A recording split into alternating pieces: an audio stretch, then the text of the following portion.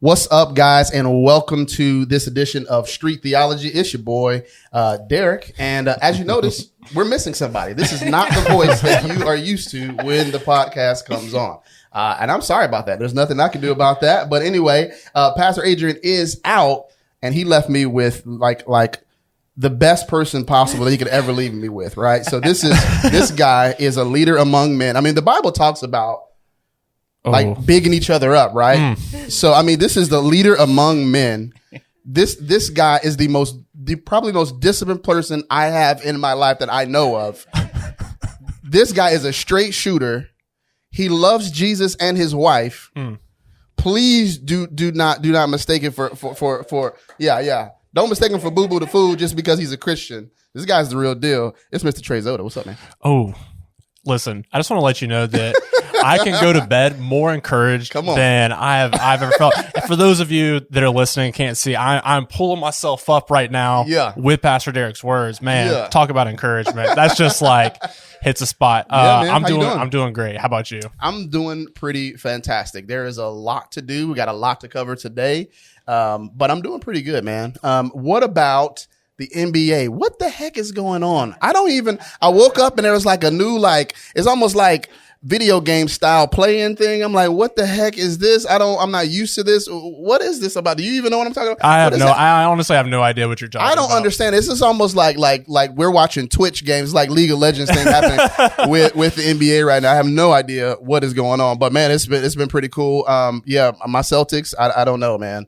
I don't know what to say. It's what it is. It's a rough year. It's a rough year, and it's been a rough year. And I can already hear, like, Pastor Agent, like when you hear this, don't say nothing to me about being a Celtics fan, please. I don't want to hear. But anyway, listen, guys, we want to dive right into today's podcast. This is episode 39. And so today, guys, we're talking about mental health misconceptions in minority communities, and we have two very special guests, people that are really, really dear to my heart because I get to work with these people all the time in churches. So let me tell you something, Engaged Church, especially for our Engaged Church family, you never know when you might get called up here to be on the podcast. So you have to be ready in season and out, baby. So I am so happy. These other people that you hear laughing on the podcast, man, this is Aaron Tillman is with us in the building. So if you're there, man, like the guy who's like keeping you in rhythm on a Sunday morning, banging them drums, but man, so much more. I've known Aaron. Wow, man, we've gone back for sheesh, almost 10 years. Yeah, I'm about to say 9 or 10 years. Yeah. Absolute heart of gold, leader in his own right, man. I love to see the way he sacrifices, not just for the church, but for his family, man. It is awesome. Absolutely. Aaron, welcome to the podcast, bro. How you feeling? Appreciate you, bro. I'm feeling good, man. I'm excited to be here. Yeah. Yes. And dad to be. Yeah. Oh, yes. Man, I forget. In the oven, bud. Yeah. In the oven and everything. Goodness. Can we tell people? Can you tell people what's going on? You tell them. What you have, man. Steal your thunder, bro. Yeah. So, man, just introducing myself. My name is Aaron, and man, we are 6 months pregnant. Hey, goodness, God, 6 months. It's just, it's flying. We got about 3 more months left, and I'm super excited to be a dad. Man, lived in Tallahassee for almost 13 years now, since 2008. Attended FAMU, got my bachelor's in journalism while I was there, and met my amazing wife, which we'll be celebrating almost 9 years of being married. Woo! 9 years of being married, and just 9 beautiful years. Hard years, in some instances, but yeah. And what do you guys having? So we're having a boy. Having a boy, man. We're not going to reveal any names on the podcast, right? We're not doing that. Yeah, we're still thinking about something. Okay. We're not sure what it's going to be. We got this. I know we got this long list of just names, and we're not exactly sure what it's going to be. So okay, all right. And next up on the pod, my dear friend. Listen, this I don't even know where she finds her time. I feel like God give her extra 5 on the clock because she's everywhere. She does everything. She got 15 degrees. It's like in school, it's crazy. And just a true servant. I love it. Welcome, Simone May, to the podcast. How you feeling? I'm feeling good. It's so good to be here. I appreciate the invitation. Yeah. Oh man, we love having you. 100%. Man, so let's dive in. We're talking about mental health misconception in the Black community. Well, first, explain, where you guys are in your stage of life. I know both of you work at the university currently, but talk to us a little about who you are and that kind of journey at Florida State? Yeah. So I'll jump on in.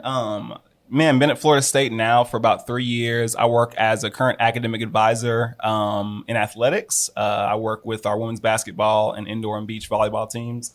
I've worked in athletics now almost 7 years. And just through that, I had the opportunity to really work interpersonally with a lot of students from various backgrounds, diverse places. And it's grown me not only as a person, but also been able to help me in my journey of vulnerability. You know, as we're talking about mental health today, like this has really helped me to, become more open and become more fluent in the aspect of, what our world needs, in an emotional sense of getting to know myself better as well, too. So it's been able to really help me become more self-aware. And you're in school right now also, right? So not just an advisor, but currently which program are you in again? Yeah, so I'm in the school counseling program right now as a pre-service school counselor. Just finished up, getting ready to finish up my first year. It's been hard, but, but it's been good. The program is incredible. Shout out to, Dr. Simone May and Dr. Eric Hines and all of them, because they kill it just putting this program together to really not only challenge us, but also help us to prepare us for the field. That's awesome. Yeah. And me, I'll tell a little bit more about myself, since Aaron did as well. So I got my undergrad degree from the University of Georgia in Family and Consumer Sciences. I was there looking to do something with kids and families, wasn't really sure. My initial plan was to dive into being a child life specialist. So someone who's working in the hospitals with families who are undergoing trauma or traumatic experiences, surgeries, transitioning in that. And it didn't work out because I was an athlete. I played volleyball at Georgia, and with the clinical hours that were required, I couldn't do it. So I stuck with Family and Consumer Sciences, and then eventually with just exposure to mental health, I ended up going the mental health route. So I got my master's from Auburn University in clinical mental health counseling, and then I was insane enough to stay and get my PhD in counselor education. And so after searching for many, many jobs, applying time and time again for different positions, this position at Florida State opened up, and it has been perfect. It's been more than I could have expected or asked for. So I felt like God definitely just rolled out the red carpet when he did that, and not just bringing me to Florida State, but to Tallahassee. So now I am in my third year, going to finish my third year at Florida State. Yes, as teaching faculty in the College of Education. And it has been a wild ride, but I am so grateful, again, for where I am and what the Lord is doing through me while I'm here. Yeah. That's awesome. Yeah. So you kind of touched some, Simone, on kind of your career, where you ended up, but just kind of for both of you guys, looking at counseling overall, kind of being in the mental health space, how do you guys see your childhood, kind of your background affecting that decision to continue to pursue higher education within kind of the mental health space?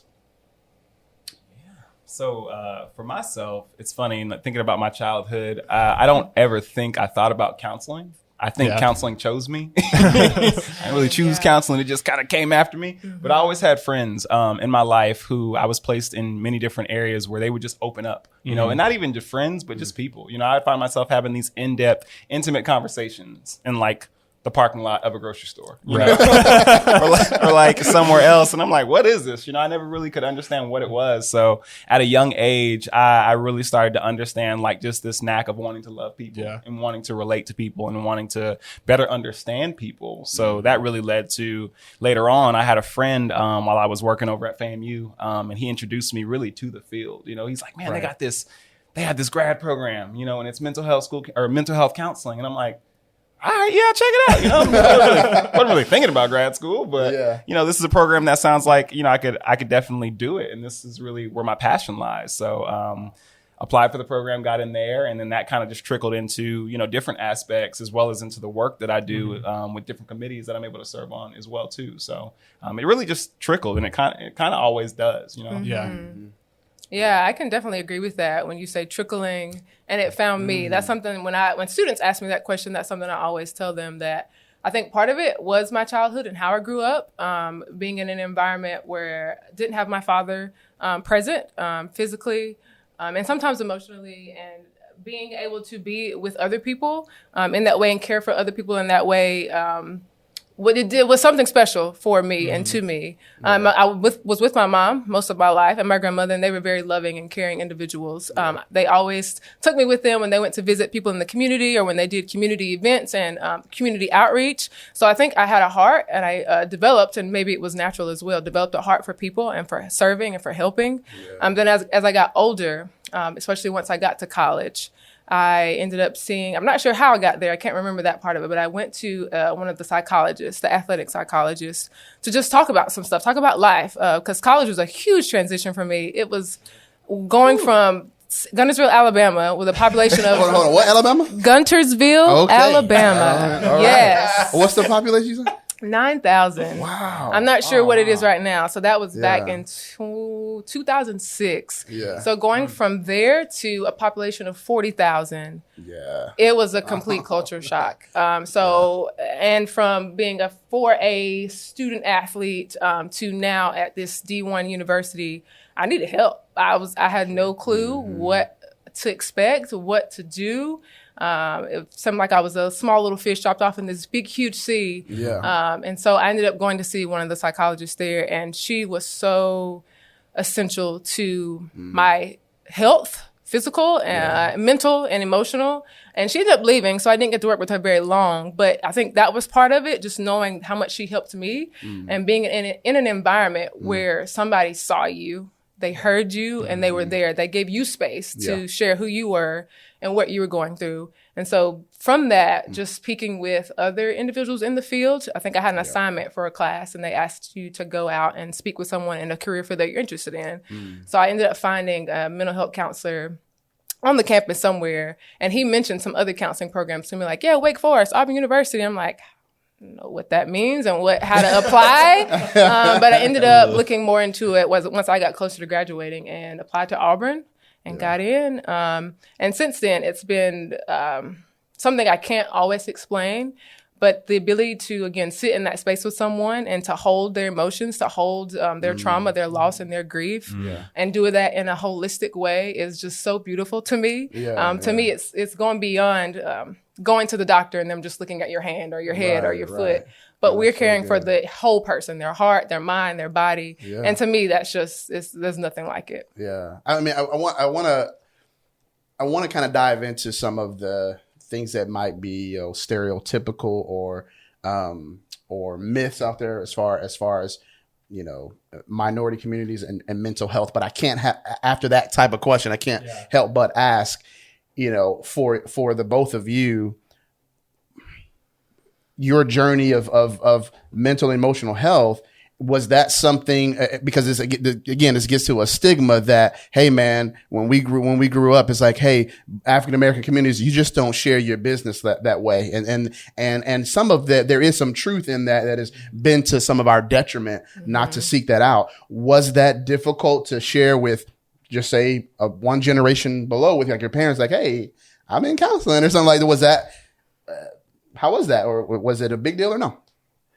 Yeah, I would say, so I grew up in a single parent home, and my dad and mom were divorced when I was about 7. So we spent a lot of times going back and forth between both homes. So one time, we'd be staying with my mom for like a week or two. The next week or so, my dad, unfortunately, he was on child support and it broke him, and we would live in the back of his truck for 1 week. So we grew up in different aspects where we were seeing two dynamics of a household. And my mother, she was a person who was very vocal. So she was a person, she was like, man, like she had something on her heart, she was going to say it. She was not worried about it. Like she was going to let you know how she feels and what it is, and was going to tell you like, this is what's going on. Yeah. So we were already in a place where we were taught just to be very open about what we felt when it came to our emotions, when it came to our thinking. She taught us to be thinkers. Yeah. And I joke about it, but she had us reading encyclopedias, most kids are reading like Berenstain Bears or like Boxcar Children. We were reading like giant encyclopedias, like 5 or 6, she was just, and that's all we had around the house as it was, but she was a reader herself. Yeah. So, all that to say is we faced a lot of different challenges growing up between, experiencing a divorce at a young age, which, many children do, and it affects them adversely, that they have to and don't know how to process that trauma later on. For me, I can say like we moved a lot because my dad was in the military kind of growing up. So that was also just an adjustment of trying to like get used to one place and never be able to do that. We also had instances where there was a lot of secrecy in our family. And I grew up being a professional arguer, if you will, or yeller. We just learned how to yell and we just did that. So, my mom would be at the bottom of the stairs like, and saying stuff. And I'd be like, whatever, mom. And the next thing you know, like there's a shoe coming flying up the stairs. Usually they throw it down the stairs, but she would be the person that could just like traject a whole shoe and just do what she did. So, all that to say is that, man, there was a lot of hurt that I had to process, a lot of realization of, my father being present but absent at the same time, and learning, what does manhood, or what does even being an adult, or what does, pursuing aspirations, without the midst of family being there, what did that look like? And it was a journey for me, but my mom never shunned openness and being able to share what you felt. And she had tough conversations with us that I know in many Black homes may not be happening, when surrounding what you're feeling, because many times you're just taught to ball it all up, kind of just hold it all inside and not share. You have to be strong. You have to just have faith, or just whatever it may do to just, overlook your mental health and your emotional health. And it's not until later that you realize, man, you have to process these things. Yeah. This is a journey that we all have to walk through, and you can't pray enough or have enough faith to get away from that. Yeah. Yeah.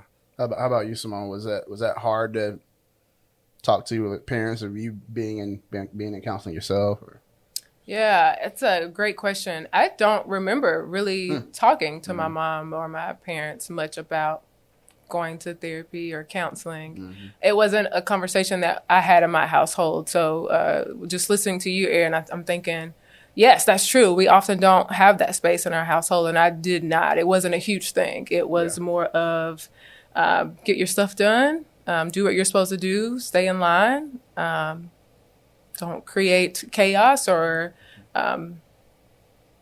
anything that kind of throws things off the wheel. And I think because of my temperament, I was good at that. I learned it too, the way my mom was. Yeah. But it wasn't much of a conversation. Feelings, emotions, what's going on in your world, it wasn't a conversation. So with friends, same thing. Once I got into mental health counseling, my friends were more aware and understood, so we could have those conversations. But beyond that, I don't think it was really anything big that I thought much about or that others thought much about.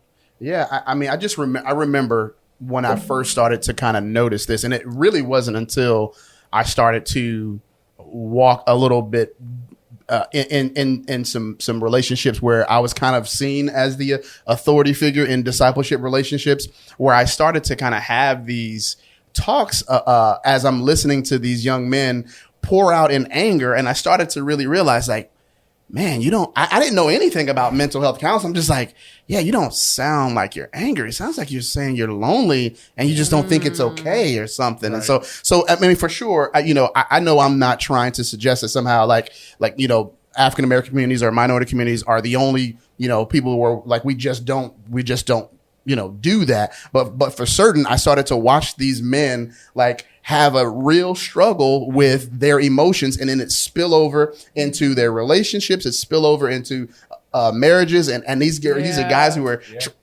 trying to get married and stuff like that, and they are just freaking out because no one actually taught them how to be emotionally healthy, how to deal with their mental health. And Trey, I want to pivot to you for just a quick second to talk about what was it like? I mean, like we all know, like, man, you like Doc, your dad is Doc, so it's like what was that? What was that like? Was it is it something that we maybe we're thinking where it's like every week you guys are sitting down or something like that? It probably didn't come that way, but we didn't. I know I didn't get that, so I'm interested. Yeah, so I mean, one thing that I'm not sure a lot of people realize is that I asked my dad to adopt me as an adult in 2017. So this is, it's kind of a different perspective. And he and my mom got married whenever I was 10 years old.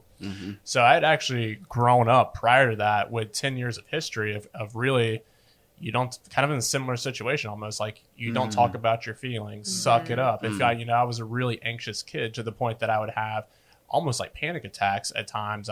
Very first day of school, threw open my backpack on the way to school. So there was a lot of this transition from kind of it's not okay to talk about it. You need to toughen up, kind of suck it up, to pivot into my dad and how much of a blessing he was in my life, where it became more normalized in our household to talk about how we were feeling, but I was still carrying a stigma that it wasn't okay. And so I could feel the turmoil inside of me as a kid growing up of how do I balance out between what is, been the core since I've been super young and has shaped my thinking versus what I can tell there's an advantage to. I can tell I feel better when I express this and I'm able to talk it out.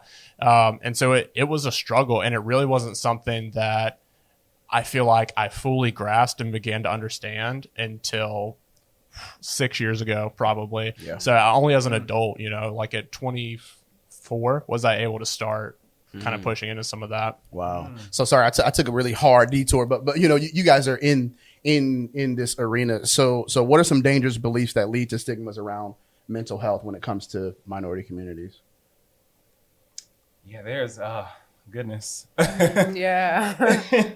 There's a lot. I actually wanted to share a quote, just a quick one from C.S. Lewis, and he talks about mental pain being less dramatic than physical pain. He says it's more common and also hard to bear. But he says this, the frequent attempt to conceal mental pain increases the burden. It's easier to say my tooth is aching than to say my heart is broken. Yeah. Wow. So the reality of, within a minority community, there's this thought of shielding your pain or concealing your pain and just having to be strong enough. And there's also, which really enhances it, there's a deficit mentality that's already toward a minority community. So you have this people who, one, need services, need help, and don't have all the access that are able, to get it. And even having insurance in and of itself, it doesn't guarantee them quality care.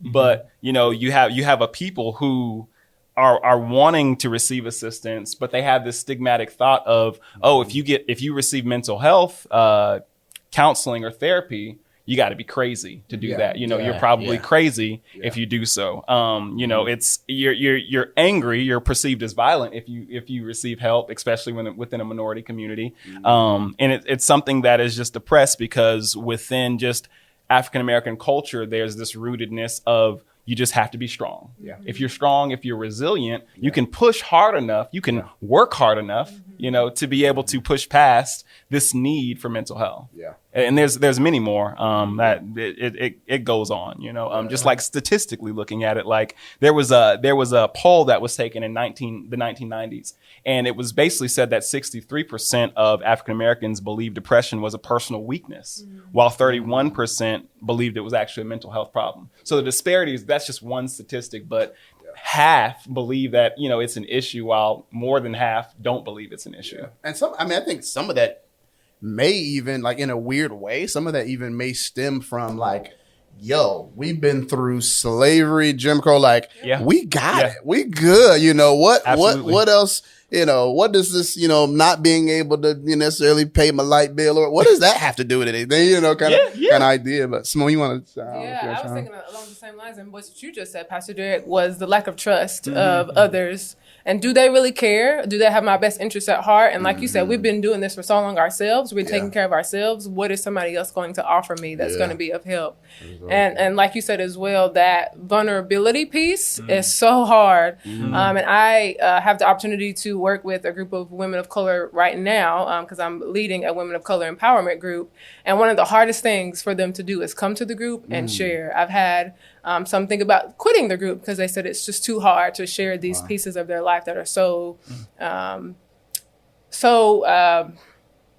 just broken and difficult to process. And so I think amongst many things, like Aaron said, there's this lack of trust and the belief that someone actually really cares, and then becoming naked in a sense before somebody and letting somebody else know that you're struggling, that you're not as strong as you expect or you put off to be is hard. And even for me, like one thing I always thought was like, man, I can't do that because, as soon as I go in to the office, I'm gonna come out and I'm gonna be on some type of medication. Like I was just scared, like I'm gonna be on some pills and I gotta tell my mom on some type of pills. Somebody gonna diagnose you, right? Yeah, so straight up, like go in one session, there's some really legitimate fear that like, oh man, it is the unknown because it's not really talked about in the community a lot. Then there is definitely fear of the unknown. Like, wait, does that mean something's wrong with me? Am I really crazy? I want to lose it. Am I gonna be on pills and medication anyway?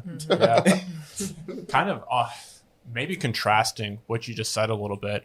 What have you guys thought about being in higher education? How have minority mental health issues been addressed? And I'm curious too, because we have multiple perspectives here, Aaron, as an advisor and as a student, and Simone as a professor. Like, I would love kind of your guys' opinion on that.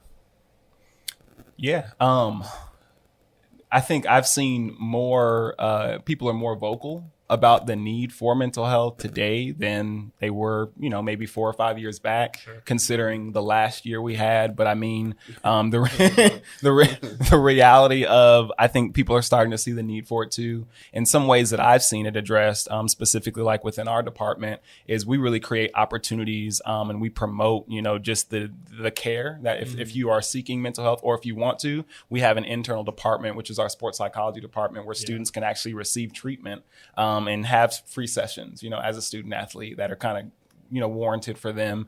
I've also seen, just the reality in the wake of the tragedies we experienced this past year, just between race, between social injustice and many other things. There have been a lot of opportunities for students to voice their opinion, through rallies and being able to process that. And I think sometimes voices are squelched, not being able to process that. And in that, their voices being squelched, they kind of internalize it, and are not able to share what they're feeling and what's going on. But, I've seen different programs happen.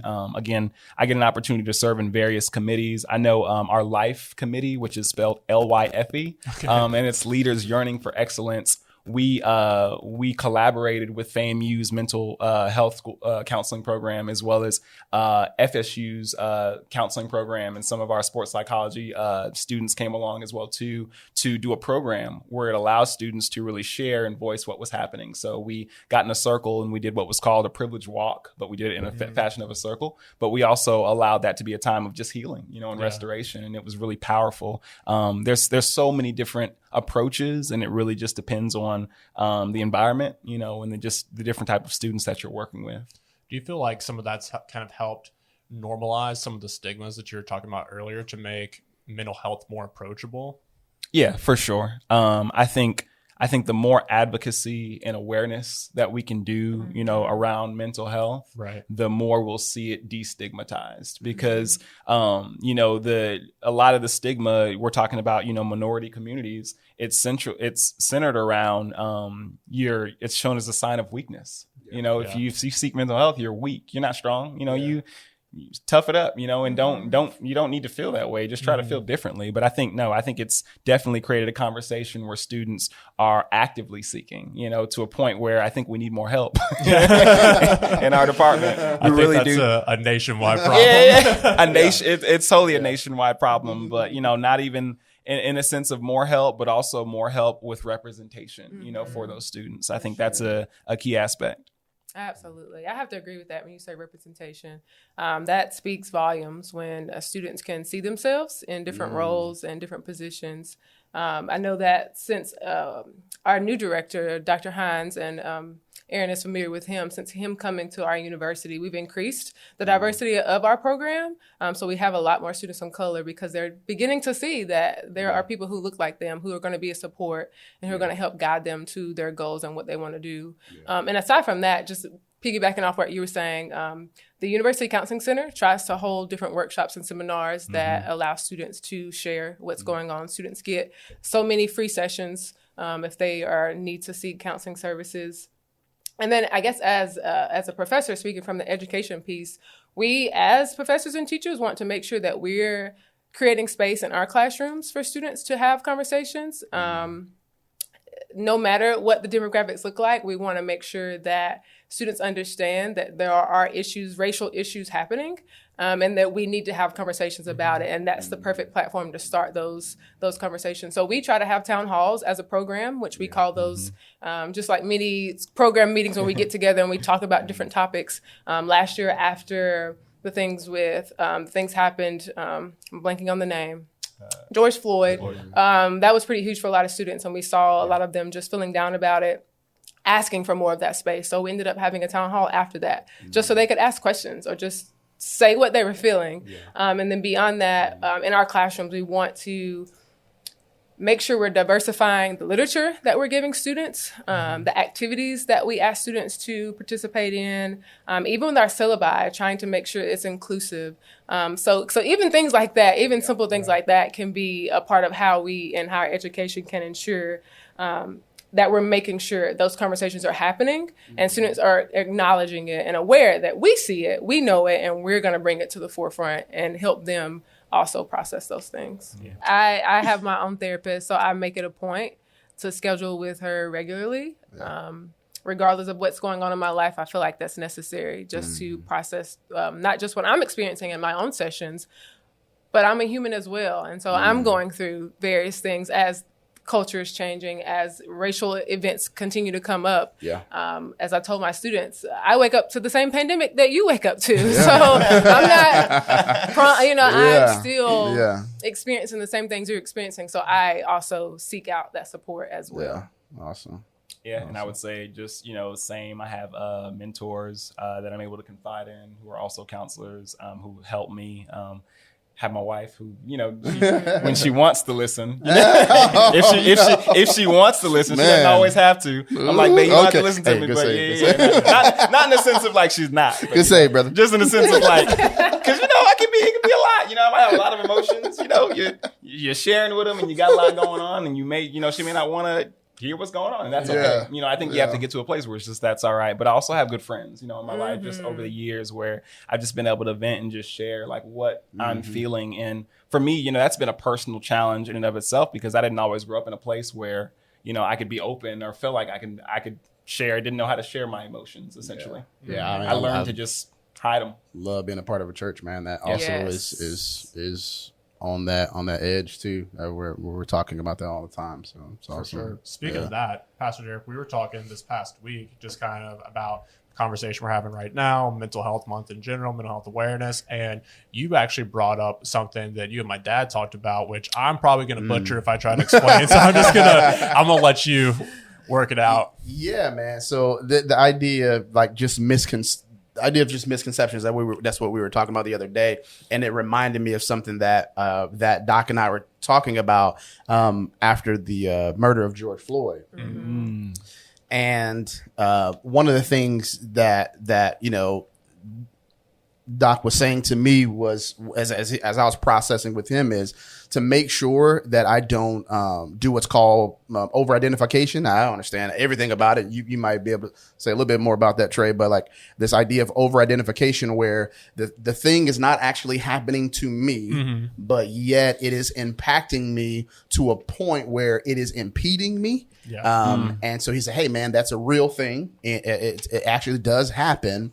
And so I was just kind of, it was like sitting back, just thinking about it. And then actually like a couple of days later, what ended up happening was he came back to me and he said, hey, listen, man, like, so we get into this part of the misconception, and realizing, oh, wait a minute, I wasn't taking into account that for the African-American community, you guys have always had this whole approach. Like it's we and not like I. And so what he was trying to do was say, hey man, I'm apologizing to you because that may not have been the necessary thing. You may not have been doing that. You may have been doing what African Americans have been doing for a long time, which has kept us in a sense of health, which is being together, that we have this sense of shared trauma. And so when we're thinking about the ideas of those are one of the misconceptions of like that we can put on one another when you don't take culture, into consideration. But, and I want to ask you guys that in the sense of there is a real thing of over-identification. And so I want to ask you guys, where is that line where you're saying, as an African American, you're saying, no, this is shared trauma, and it's I'm feeling this on another level than some people may be able to understand. When can you see it's that, or when, oh man, this is how I know I am now overstepping into over identification. And I know that because there might be things that I'm actually now doing in my life or how I'm processing it. So hoping that makes some sense. Yeah, that's a really good question. It's a really good question. And it's a hard question. Yeah. This is a really hard question because, I think a lot of people may think about this and say, well, okay, how do I know when I'm over identifying? Am I, if you will, not identifying enough, to be able to take a stand or, do something about what I'm hearing. I think when I hear this, though, it really makes me think of, does it affect you adversely? Is it affecting your thought process adversely? Are you starting to dabble into some like maladaptive thinking, where, it's leading you to thoughts that are not healthy for yourself. And, when I was listening to you, Pastor Derek, I really thought about myself in this situation, listening to this question as, just in cognitive distortions when I think about that, the reality of the reality of emotional reasoning. So there's this emotional reasoning that we can do where we can just say everything that I'm feeling is true. Everything that I'm feeling and everything that I'm seeing is true in my life in this current moment. And, finding a way not to, like you're saying, get to a place where you're doing it so much where it's just affecting your health, your mental space, where you're able to think thoughts that are healthy and positive for you. But if it's affecting you, I think in a negative way, I would say that would be time to really start to seek care. In that instance. And this is a hard one because it never stops. The reality of what we're experiencing, what we've seen, this trauma is continual, so by the time you see it, you barely have enough time to process it because something else has already happened. Facts, it's like it's continual grief that we're just constantly trying to work through. But, I think you have to be able to kind of map it out. In my life, I would say, okay, what is happening? What has happened? How does this affect me? And how can I move forward through this? Is there something I can still do about this that allows me to remain healthy in my outlook, as opposed to shrinking back? Maybe now we're isolating ourselves and not doing any sort of identification. So that's kind of a hard line to walk. It is. It's kind of a difficult thing to think about. And not to mention that part of this question, there's another end of the spectrum when you said, am I under identifying? There is a sort of in the African that you feel as a Black individual, man. Should I be more vocal? Or else I will be in danger of someone assuming that I'm not, identifying. So that's a whole nother can of worms. But Small, if you'll speak to that too. I agree. Definitely a tough question, but a great question. And I think something that I want to think more about.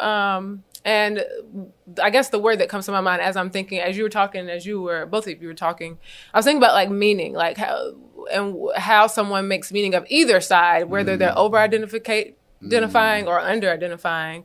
Like, what does that mean for them? Is there guilt that's coming from that? Is there the shame that's coming from not identifying enough, or again, the guilt from under identifying? So that's where my mind goes when I think about it. And maybe that's also the therapist in me that's like, let's process this. Like, what's happening for you that either you feel like you aren't identifying and you feel like you should. So what is there? And if you feel like you're not, but you want to, what's there as well? Yeah, definitely a great question. Something to dig deeper into. Yeah. So kind of going off of that, obviously this past year, there's been a number of incidents with George Floyd, Breonna Taylor. I mean, just the list goes on of kind of, we've seen racial injustices rise up and we've seen responses to it. And I know I personally, like within the church, within our church staff, I've seen my friends affected by it. So what advice would you give to our listeners just about how to be an empathetic presence during that time? What, to kind of help out if you see somebody that is struggling and you don't really know what's going on or what it is necessarily they're reacting to, what advice would you give? Yeah, I think when I think about that question, Trey, my mentor, she always tells me to approach everything with a blank slate, and the word is tabula rasa. and that just means to have a blank slate. And not dropping it. Aaron is like, listen, the encyclopedia has come out during this conversation. Absolutely. Thank you, Mom. Yeah, to have a blank slate, and what that means is that you're not only listening to what they're saying, but you're listening to their body language. You're listening to their demeanor. You're listening to their life, essentially. And it can be tough to listen to someone, to actually follow the conversation and not create your own conversation within theirs, and actually hear and take the trail that they're taking you on. And I think, again, we're not asking anyone to pursue counseling or do anything like that. But I think just the skill of listening in and of itself, really just being a good listener of someone's heart can help in those situations, no matter what color you are. I think being able to hear someone's story has value, and being able to see what they went through can really benefit you in incredible ways. Yeah, that's awesome, Aaron. I also think about curiosity. So being curious about the person and what they could have gone through or have gone through, being curious about them in general. And I think beyond that, present. I think when you are present with a person, it can do wonders. And not present just as in, I'm sitting here with you, just chat. I'm going to type on my computer or, text on my phone, but I want to be here with you in this moment. And connecting with you, hearing, listening, effectively listening to what you're saying, and then being able to respond back, hopefully in an empathetic way. But I think you got to start with curiosity, and then just being present, being in that space with them. I think that idea of being present is so crucial, kind of, especially in today's cultural moment, because kind of like you said, Aaron, no matter what color you are, there's always that tension of there's pandemic going on. It feels like the world is crazy. I want to detach from this. I'm going to pull in. I'm going to pull out my cell phone. I'm going to be distracted. I'm going to halfway listen to what Simone is saying as I'm typing on my computer, kind of thing. When it was like you mentioned earlier, just that feeling of feeling seen and known, and how impactful that was for you, and just thinking about wow, the healing that can come from being that for somebody else, and having the chance to kind of be the hands and feet of Jesus in that moment. Absolutely. Because that's bringing theology to a street level. What we're ultimately saying is, I think, what especially for a lot of Black Christians are saying right now, listen, man, weep when I weep. Mourn when I mourn. That's what we're talking about. That's what you guys are actually describing. That it seems to be lost when you want to just kind of move on and say, hey, this conversation about race and things like that should be over with. What you understand is most of the times where that's coming from is, man, there is a whole history of stuff that you're not able to connect the dots to, and seeing what's actually happening in minority communities, and how quite literally, and as this really great book, I want to get about how your body still remembers trauma and stuff like that. But you think, there it is.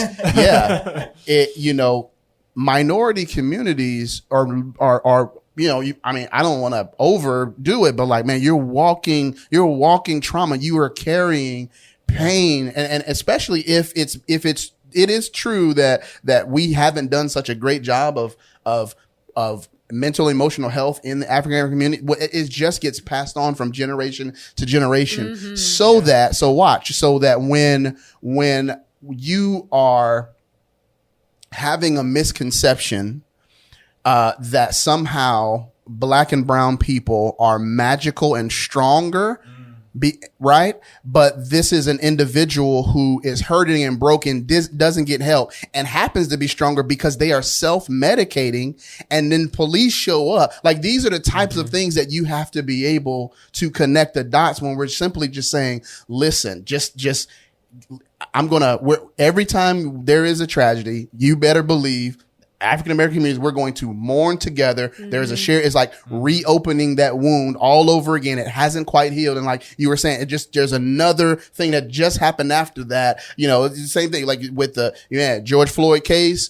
Derek Chauvin got, they tried him on they got him on all charges. And then within hours I think it was Louisville, some girl had gotten, shot by the police. It's just like, it doesn't stop. And so there is this trauma that you are actually carrying around your body. And all we're saying is like, yo, man, just take the time to weep with me. Take the time. And so I want to ask, like, you guys are in counseling, right? All y'all are better at it than me. What are practical, talk to our people about like, how can I be there? Like, one thing I know, what I mean, how practical, I mean like eye contact. Like what are the other practical things that you can help our people just be there for each other?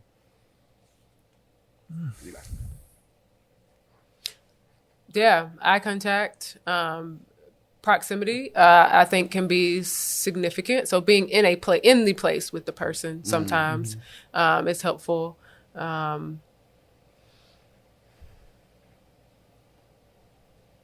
Yeah, and it's sometimes it can depend on what the person needs. Like, do they need to just sit quietly? Right. Do they want to talk about it? So being able to listen,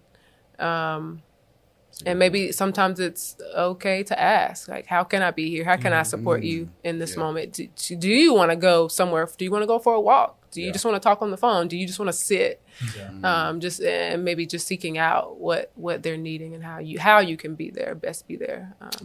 No, I think, and just piggybacking off what you said, Simone, that's perfect. Just sometimes sitting in silence. Someone may not even want to say anything. Yeah. They may just want to sit there. And it could be awkward. It could be very awkward when you're sitting in silence, or when you're looking at someone. Just eye contact in general can be challenging in and of itself. But I think.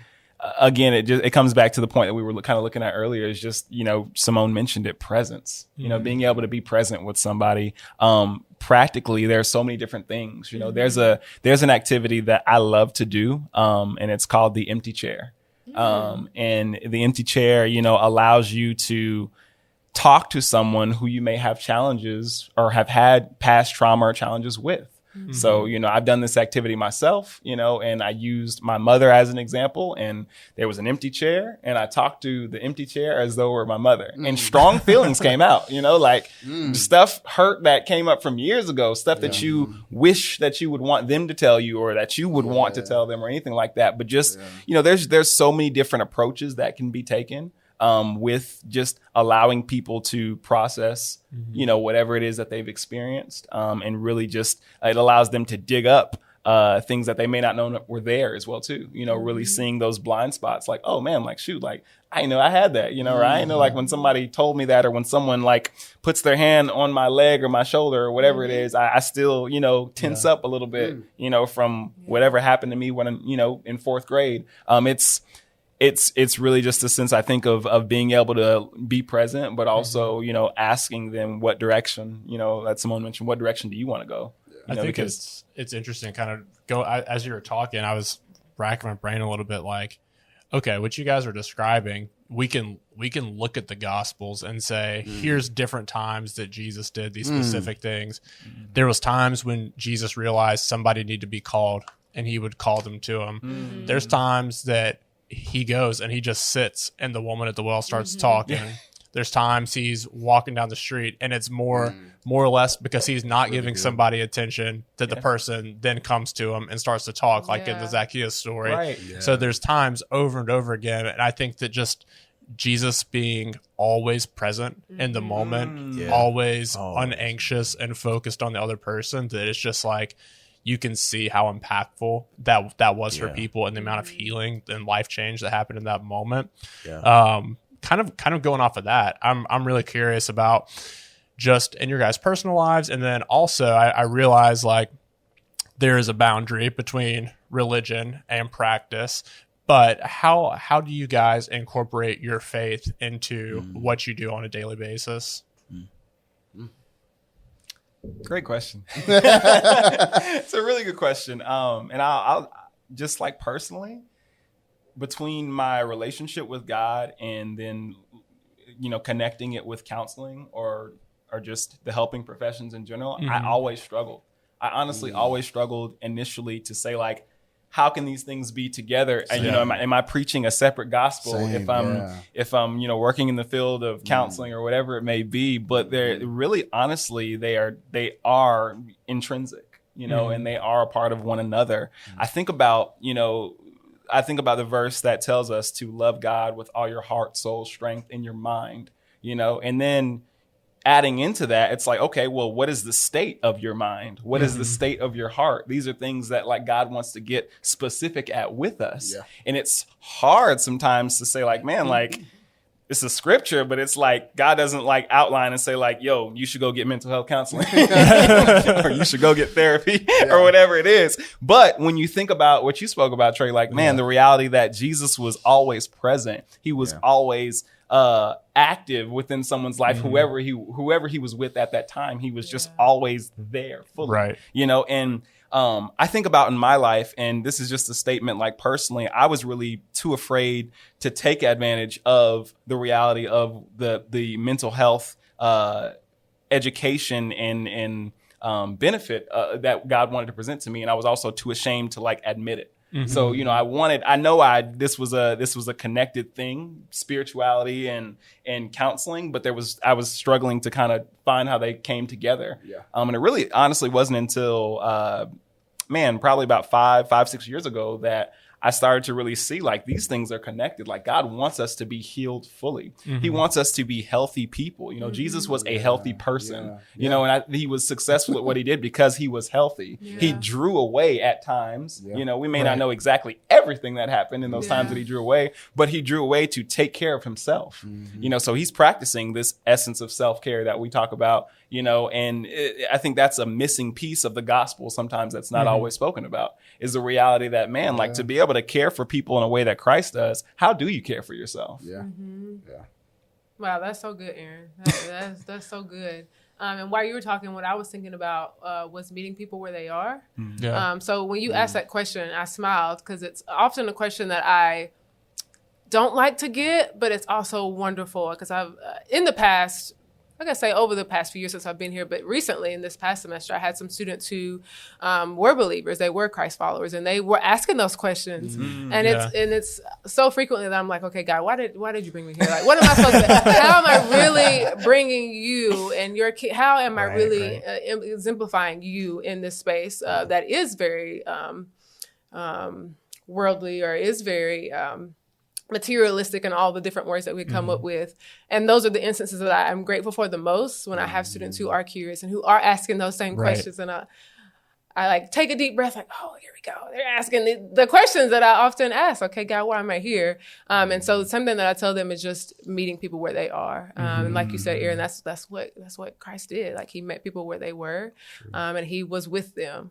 He met them. He loved them as they were unconditionally. And that's the thing that I try to do with my students. I try to be for my clients, and I try to teach students who are curious about how to do that. And it's not that you have to come in with your Bible and beat people over the head or force them to do and believe certain things, because we are bound ethically to keep our values and our biases and those things outside of the room. But I think our ethical codes also allow us to bring in our spirituality at the same time, because we allow our clients to have a say. We allow them to have a choice and free will in a sense. And so that in itself is also, I think, exemplifying religion and spirituality. And if they ask the questions, if they want to know more, we do have the space then to share that. So I think it can start with just meeting them where they are, whether they're a student and or a client. I think it's kind of funny, Aaron, that you brought up that particular passage of scripture when the Pharisees asked Jesus, what's the greatest commandment? Because to me, it's like the number one sign in the Bible outside of you see the way Jesus lived. And there's a lot of unspoken stuff about, hey, God values mental and emotional health. But the second part of that, and love your neighbor as yourself, you can't begin to do that unless you're healthy enough and love yourself well enough to have the self-awareness to be able to love somebody else. I always would, when I was kind of like new to faith or would just hear it in church before I was a Jesus follower, I always wondered about that. Like, how in the world, what does that mean to love somebody like I love me, and like never been able to see the connection? Because kind of feeling like, yeah, if I'm doing the crap, I don't I don't know what that looks like, looks like. And for me, until I got to engage, I had never seen the connection between mental, emotional health and the Bible. And now you can't unsee it. It's everywhere. You know what I mean? So I think as we were talking about the stories, one of my favorites was the idea of looking at sin and how sin disintegrates your body, your mind, your emotional state, all these things.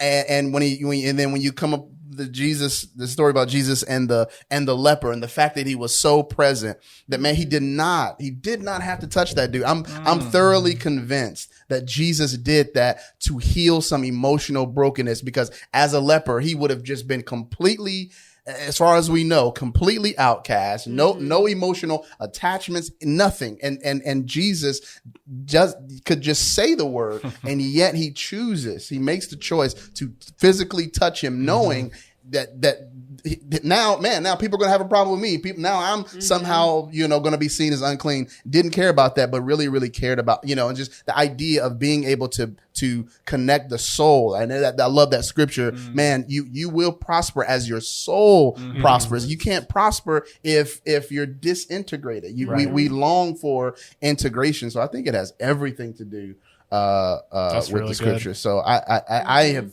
thoroughly enjoy. Go ahead. Bro. No, you're good. I'm just wanting to piggyback off what you're saying. I said, this is really good. This is real good. I think when you look at it and you look at the person, the character of Christ, you see that he was teaching people to behave in a way that was like what his father was telling him to do, but it was in a way that was without impairments. And Jesus wants us to think without those impairments, to be able to think in a way where we can consciously navigate our worlds, but in a healthy way and in a direction where we can be relational and build the way that he did. Yeah. You guys are very, very smart individuals at this table. I want to kind of wrap up and end with this question. Since you are you guys are very, very capable, I'm wondering if it were that you ever got some significant amount of grant money for minority communities, what would you do? How would you use that in terms of mental and emotional health in minority communities?